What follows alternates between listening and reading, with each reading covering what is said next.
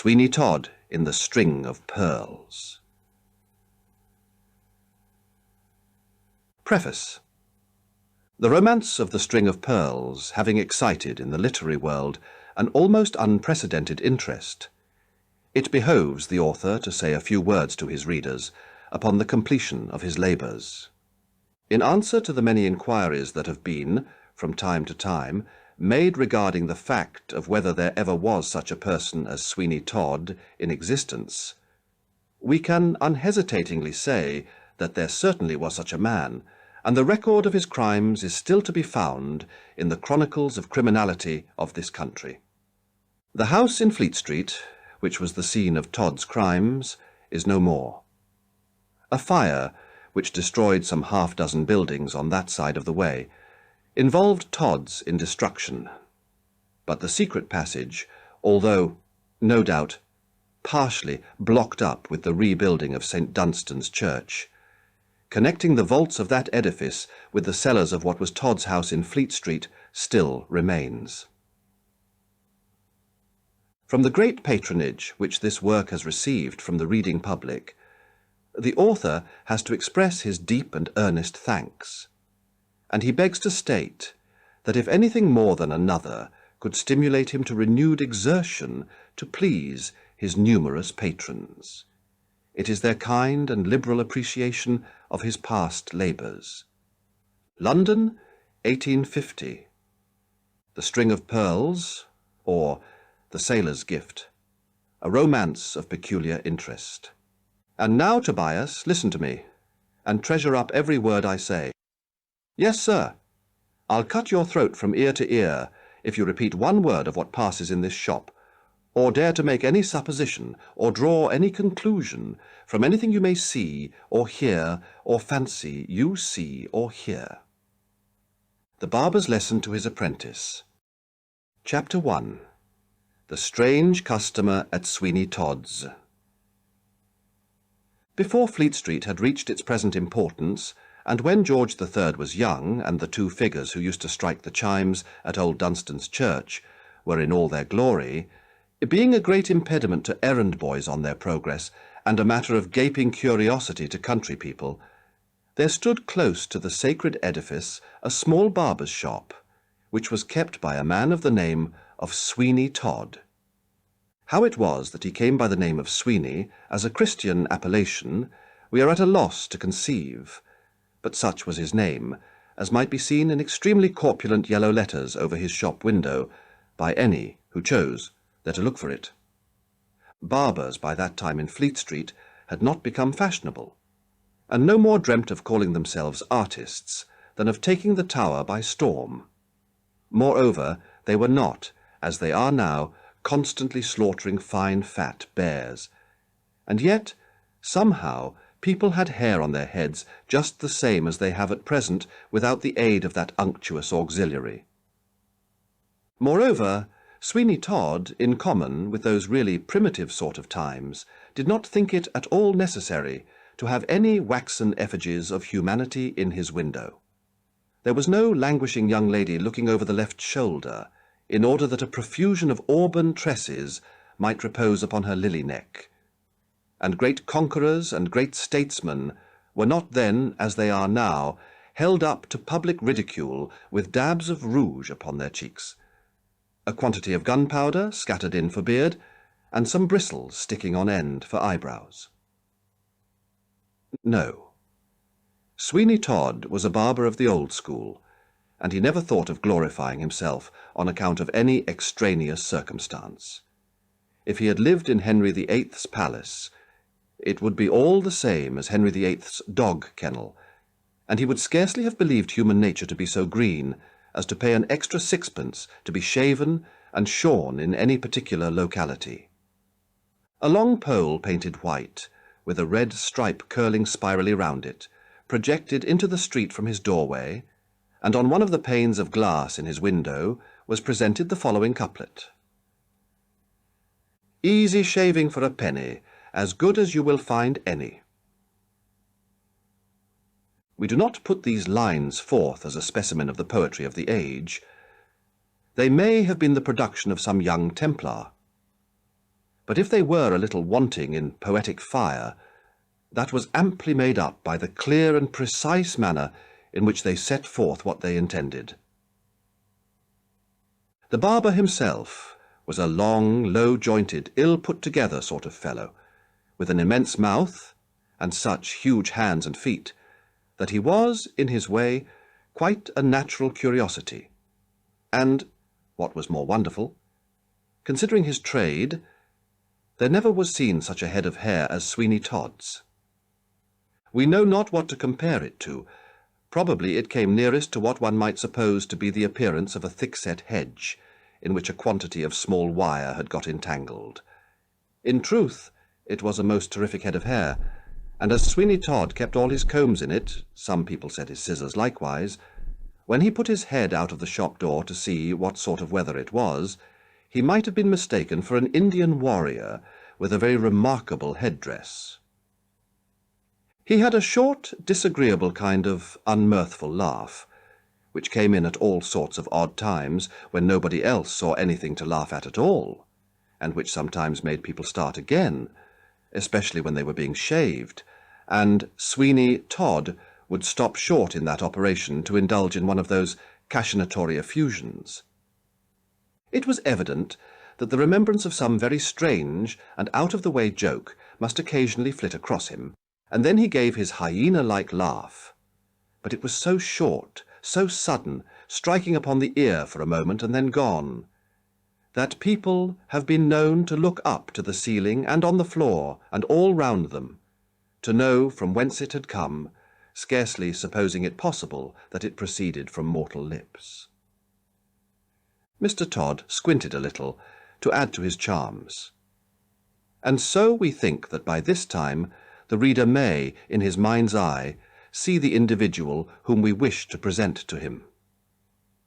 Some thought him a careless enough, harmless fellow, with not much sense in him, and at times they almost considered he was a little cracked.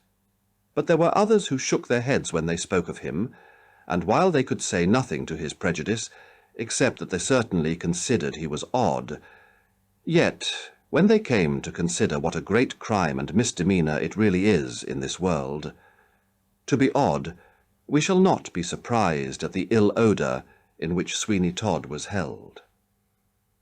But for all that he did a most thriving business, and considered by his neighbours to be a very well-to-do sort of man, and decidedly, in city phraseology, warm.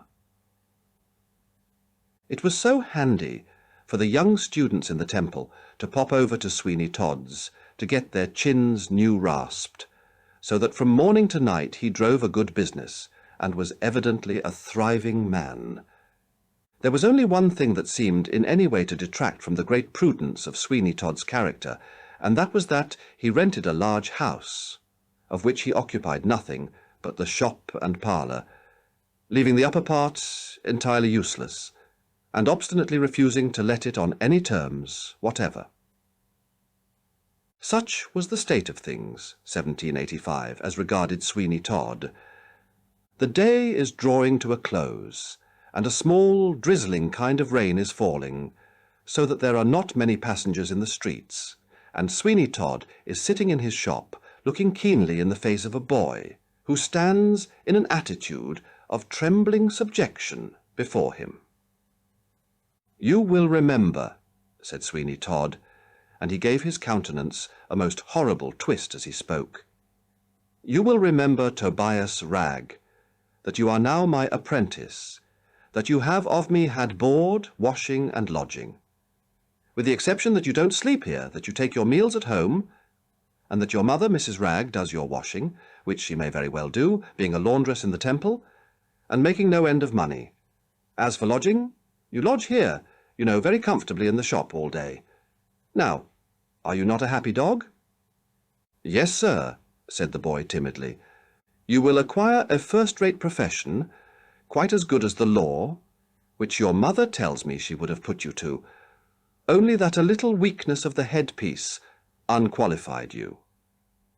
And now, Tobias, listen to me and treasure up every word I say." "Yes, sir." I'll cut your throat from ear to ear if you repeat one word of what passes in this shop, or dare to make any supposition, or draw any conclusion from anything you may see, or hear, or fancy you see or hear. Now you understand me. I'll cut your throat from ear to ear. Do you understand me? Yes, sir. I won't say nothing. I wish, sir, as I may be made into veal pies at Lovett's in Bell Yard, if I as much as says a word. Sweeney Todd rose from his seat, and opening his huge mouth, he looked at the boy for a minute or two in silence, as if he fully intended swallowing him, but had not quite made up his mind where to begin. "Very good," at length he said. "I am satisfied, I am quite satisfied, and mark me, the shop, and the shop only, is your place." "Yes, sir. And if any customer gives you a penny, you can keep it, so that if you get enough of them, you will become a rich man. Only I will take care of them for you, and when I think you want them, I will let you have them. Run out and see what's o'clock by Dunstan's." There was a small crowd collected opposite the church, for the figures were about to strike 6:15, and among that crowd was one man who gazed with as much curiosity as anybody at the exhibition. "Now for it," he said. "They are going to begin. Well, that is ingenious. Look at the fellow lifting up his club, and down it comes bang upon the old bell." The 3/4 were struck by the figures, and then the people who had loitered to see it done, many of whom had day by day looked at the same exhibition for years past, walked away, with the exception of the man who seemed so deeply interested.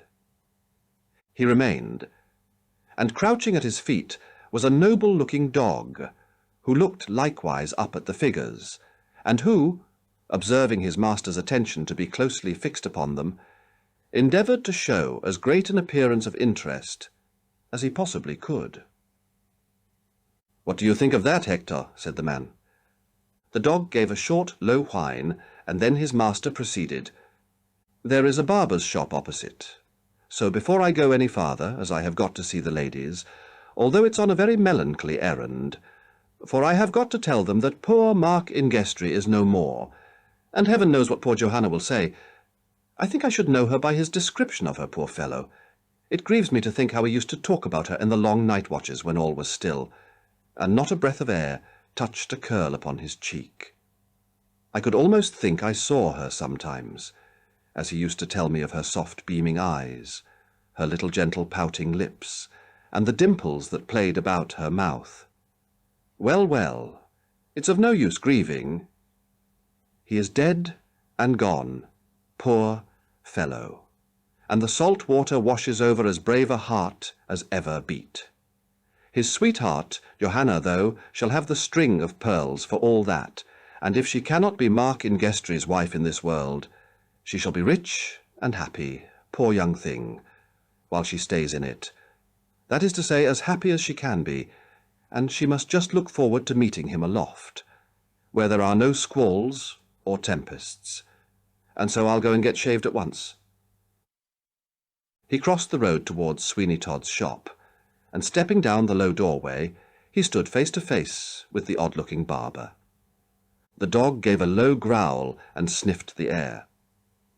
"Why, Hector," said his master, "what's the matter? Down, sir, down." "I have a mortal fear of dogs," said Sweeney Todd. "Would you mind him, sir, sitting outside the door and waiting for you, if it's all the same? Only look at him. He is going to fly at me." "Then you are the first person he ever touched without provocation," said the man. "But I suppose he don't like your looks, and I must confess I ain't much surprised at that.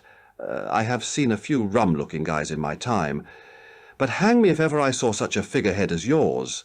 What the devil noise was that?" "It was only me," said Sweeney Todd. "I laughed." "Laughed? Do you call that a laugh? I suppose you caught it of somebody who died of it. If that's your way of laughing, I beg you won't do it any more. Stop the dog! Stop the dog! I can't have dogs running into my back parlour." "Here, Hector, here!" cried his master. "Get out!" Most unwillingly the dog left the shop and crouched down close to the outer door, which the barber took care to close, muttering something about a draught of air coming in, and then, turning to the apprentice boy, who was screwed up in a corner, he said, "Tobias, my lad, go to Leadenhall Street and bring a small bag of the thick biscuits from Mr. Peterson's. Say they are for me.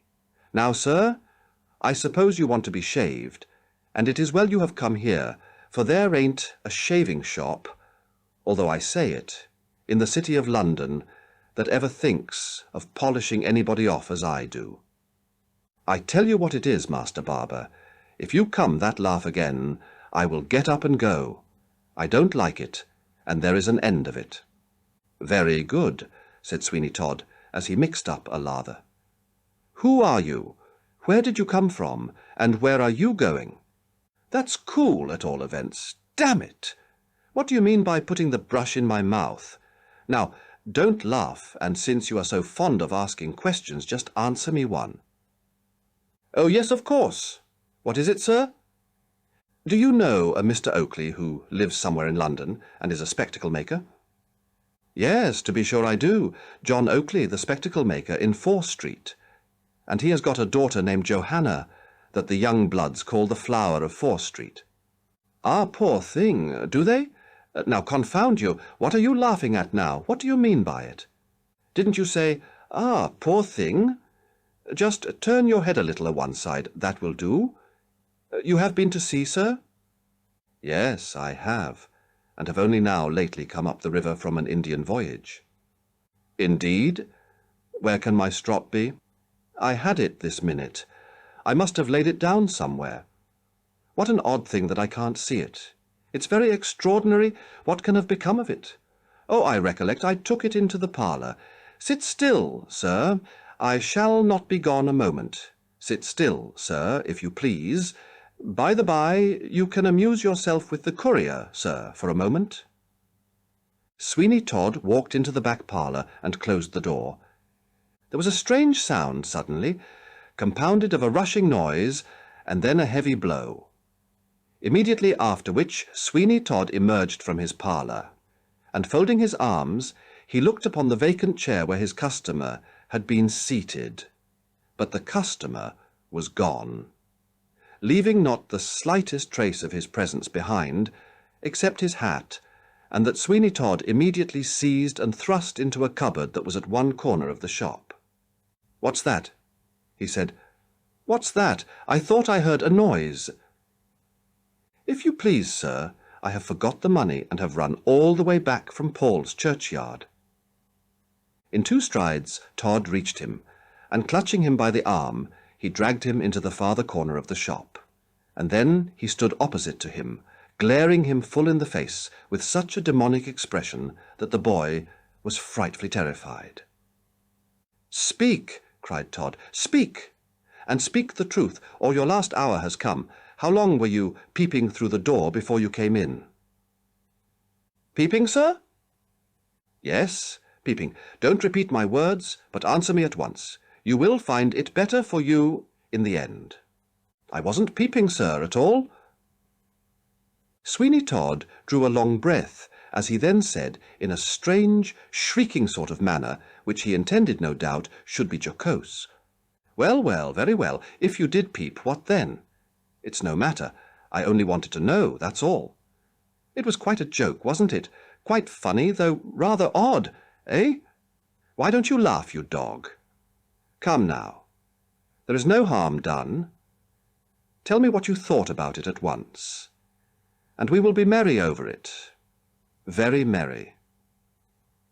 "I don't know what you mean, sir," said the boy, who was quite as much alarmed at Mr. Todd's mirth as he was at his anger.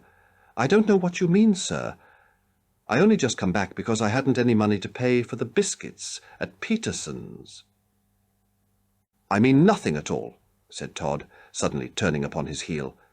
"What's that scratching at the door?" Tobias opened the shop door, and there stood the dog, who looked wistfully round the place, and then gave a howl, which seriously alarmed the barber. "It's the gentleman's dog, sir," said Tobias. "It's the gentleman's dog, sir. That was looking at old Dunstan's clock, and came in here to be shaved. It's funny, ain't it, sir, that the dog didn't go away with his master? Why don't you laugh if it's funny? Turn out the dog, Tobias. We'll have no dogs here. I hate the sight of them. Turn him out. Turn him out. I would, sir, in a minute, but I'm afraid he wouldn't let me somehow. Only look, sir. Look. See what he is at now. Did you ever see such a violent fellow, sir? Why, he will have down the cupboard door. Stop him, stop him! The devil is in the animal. Stop him, I say. The dog was certainly getting the door open when Sweeney Todd rushed forward to stop him, but that he was soon admonished of the danger of doing, for the dog gave him a grip of the leg, which made him give such a howl that he precipitately retreated and left the animal to do its pleasure. This consisted in forcing open the cupboard door and seizing upon the hat which Sweeney Todd had thrust therein, and dashing out of the shop with it in triumph.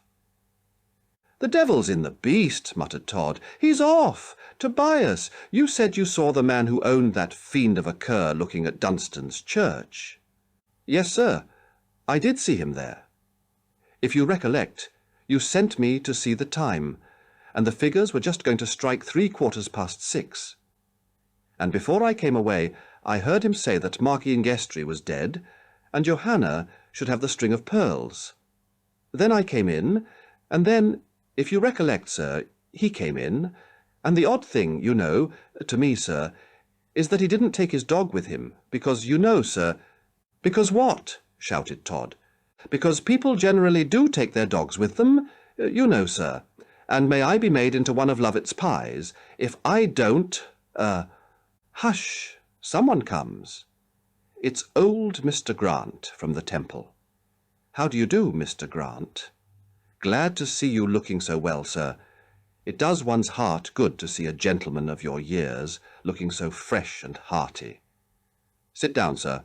A little this way, if you please. Shaved, I suppose?" "Yes, Todd, yes. Any news?" "No, sir. Nothing stirring. Everything very quiet, sir, except the high wind. They say it blew the King's hat off yesterday, sir, and he borrowed Lord North's. Trade is dull too, sir. I suppose people won't come out to be cleaned and dressed in a mizzling rain. We haven't had anybody in the shop for an hour and a half." "Law, sir," said Tobias, "you forget the seafaring gentleman with the dog, you know, sir." "Ah, so I do," said Todd. "He went away, and I saw him get into some disturbance, I think, just at the corner of the market." "I wonder I didn't meet him, sir," said Tobias, "for I came that way, and then it's so very odd leaving his dog behind him." "Yes, very," said Todd. "Will you excuse me a moment, Mr. Grant? Tobias, my lad, I just want you to lend me a hand in the parlour." Tobias followed Todd very unsuspectingly into the parlour, but when they got there and the door was closed, the barber sprang upon him like an enraged tiger, and grappling him by the throat, he gave his head such a succession of knocks against the wainscot that Mr. Grant must have thought that some carpenter was at work. Then he tore a handful of his hair out, after which he twisted him round and dealt him such a kick that he was flung sprawling into a corner of the room, and then, without a word, the barber walked out again to his customer and bolted his parlour door on the outside, leaving Tobias to digest the usage he had received at his leisure, and in the best way he could. When he came back to Mr. Grant, he apologized for keeping him waiting by saying, "It became necessary, sir, to teach my new apprentice a little bit of his business. I have left him studying it now. There is nothing like teaching young folks at once." "Ah," said Mr. Grant with a sigh, "I know what it is to let young folks grow wild. For although I have neither chick nor child of my own, I had a sister's son to look to, a handsome, wild, harum-scarum sort of fellow, as like me as one pea is like another. I tried to make a lawyer of him, but it wouldn't do, and it's now more than 2 years ago he left me altogether. And yet there were some good traits about Mark." "Mark, sir, Did you say Mark? Yes, that was his name. Mark Ingestrie. God knows what's become of him. Oh, said Sweeney Todd. He went on lathering the chin of Mr. Grant.